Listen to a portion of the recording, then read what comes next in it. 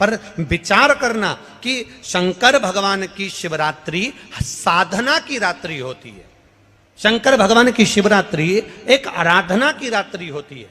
हमने पहले भी कथाओं में कहा, हर महीने शिवरात्रि आती है, प्रत्येक महीने शिवरात्रि पड़ती है, और प्रत्येक महीने की शिवरात्रि पर अगर आपसे बन सके, आप दुनिया में अगर आपके पास में लोग कहें कि ये बहुत गरीब व्यक्ति है, बहुत साधारण व्यक्ति है, इसके पास धन नहीं है, वैभव नहीं है, सत्ता नहीं है, इसके पास खुद का मकान नहीं है, इसके पास खुद की प्रॉपर्टी नहीं है, इसके पास खुद की दुकान नहीं है, दूसरे के यहाँ काम करता है, इसके पास कुछ भी नहीं है, हम उनसे कहेंगे 12 महीने शिवरात्रि आती है, 5 जगह पर चढ़ाई हुई बेलपत्र, आप एक वर्ष 12 शिवरात्रि का एक नियम ले लो, 5 जगह पर बेलपत्र समर्पित करना सीख जाओ। एक बेलपत्र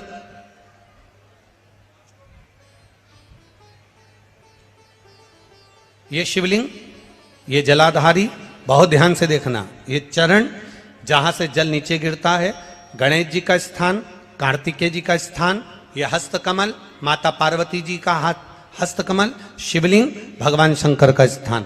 ऊपर से जो एक एक बूंद जल शिवलिंग के ऊपर गिर रहा है, शंकर भगवान की 5 बेटियां जया, विषहरा, शामरीबारी, दौतली, देव।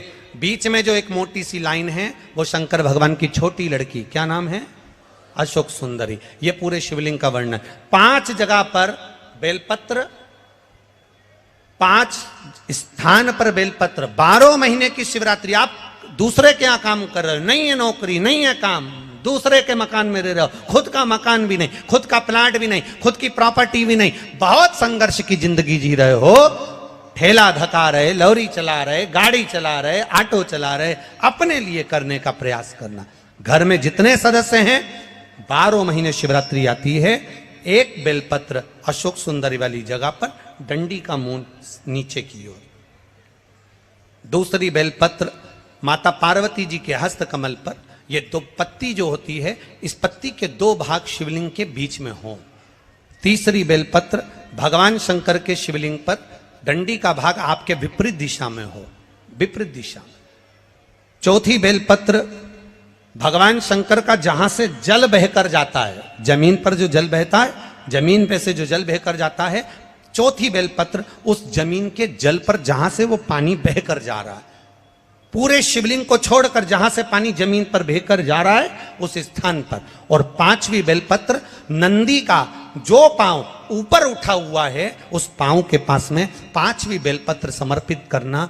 एक शिवरात्रि से लेकर 12 शिवरात्रि जो 1 वर्ष तक कर लेता है, 1 वर्ष अपनी कड़ी मेहनत के साथ में मेहनत पूरी करना। और ये 5 बेलपत्र हर महीने जो शिवरात्रि आती है उस पे समर्पित करना प्रारंभ कर दीजिए और मेहनत करना प्रारंभ कर दीजिए, आपको आपके कर्म का फल मिलेगा। के दिन आप इस भटिंडा पंजाब की पवित्र भूमि से शिव पुराण की कथा श्रवण कर रहे हैं। कहते हैं स्कंद पुराण में लिखा है और काशी खंड में वर्णन किया गया है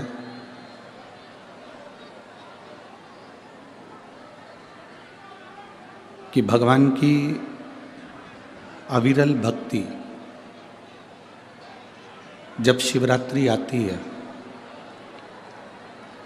मार्च के महीने में जो महाशिवरात्रि आती है, उससे पहले की 2 शिवरात्रि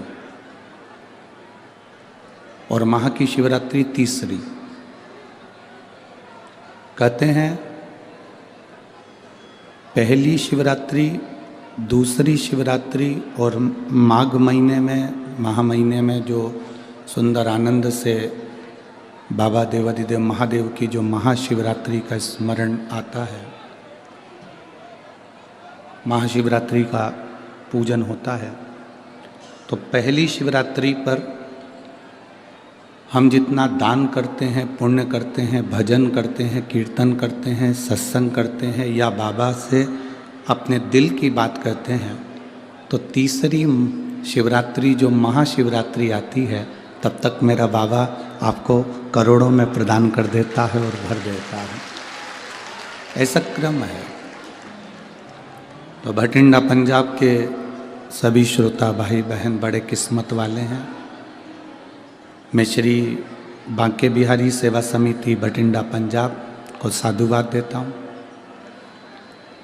कथा के मुख्य यजमान श्री अमरजीत जी मेहता, पंजाब क्रिकेट एसोसिएशन समाज सेवी भटिंडा पंजाब से, जो इस पवित्र शिव महापुराण की कथा के मुख्य यजमान बने हैं।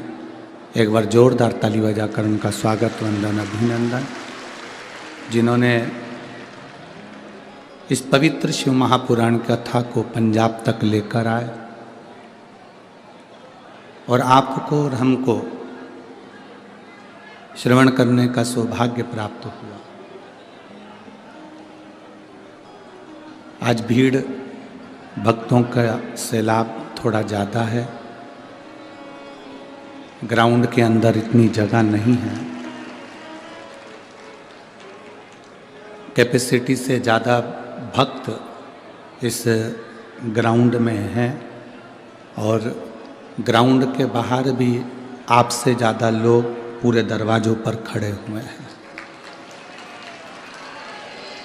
इतनी कड़कड़ाती हुई ठंड, जहाँ पारा 4, 5 और 6 पर जा रहा है, वहाँ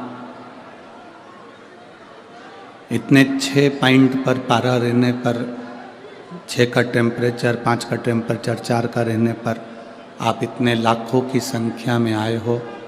ये आपके हृदय में भगवान शंकर की अविरल भक्ति है और बाबा आपकी कामना पूर्ण करे, यही बाबा से विनती है। और तेरी कृपा बिना ना हिले एक भी अणु, लेते हैं श्वास तेरी कृपा से तनो तनो। हे गंगाधार मुक्ति द्वार ओंकार तू, भोले ओंकार तू। आयो शरण तिया शंभु तार तार तू। बखान क्या करूँ मैं राखों के ढेर का, चपटी भभूत में खजाना कुबेर का। हे गंगाधार मुक्ति द्वार ओंकार तू, भोले ओंकार तू। आयो शरण तिया शंभु तार तार। शिव महापुराण वर्णन करती है शिवरात्रि के,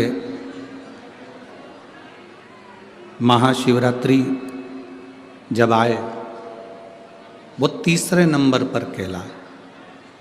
तो यदि हम हिसाब लगाएं तो जनवरी की पहली, फरवरी की दूसरी और मार्च की तीसरी। आप जितने बैठकर कथा सुन रहे हो और जितने आस्था चैनल पर कथा सुन रहे हैं, जितने फेसबुक यूट्यूब पर कथा सुन रहे हैं, आप दिल से, हृदय से आज बाबा की कथा में कहकर जाना और उससे प्रार्थना करना। भजन करोगे उसका फल भी ज़्यादा मिलेगा, प्रार्थना करोगे उसका फल भी ज़्यादा मिलेगा, दान कर रहे हो उसका फल भी ज़्यादा मिलेगा, भूखे को भोजन करा रहे हो उसका फल भी ज़्यादा मिलेगा। और तीसरी शिवरात्रि तक इंतज़ार करना कि तुमने 10 रुपया 5 रुपया दान किया या किसी को भोजन कराया या पानी पिलाया या तुमने स्मरण करा। तो जब महा की सुंदर आनंद में शिव महारात्रि आए, उस रात्रि का इंतजार करना कि बाबा ने तुमको करोड़ों में गिनती कर दिया कि नहीं दिया। बदल आनंद में देता है, खाली नहीं जाता यहाँ से।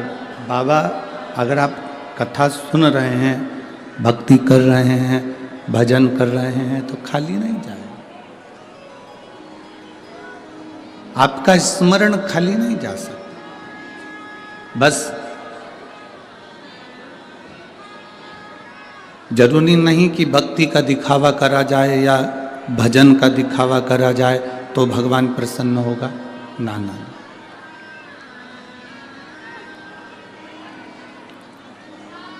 भजन का, भक्ति का, दान का, पुण्य का, स्मरण का दिखावा नहीं होना चाहिए।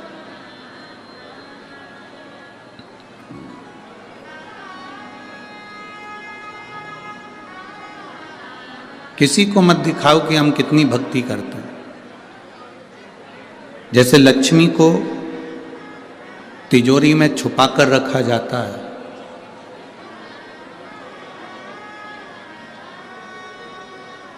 घर की बहू बेटी को पर्दे में रखा जाता है,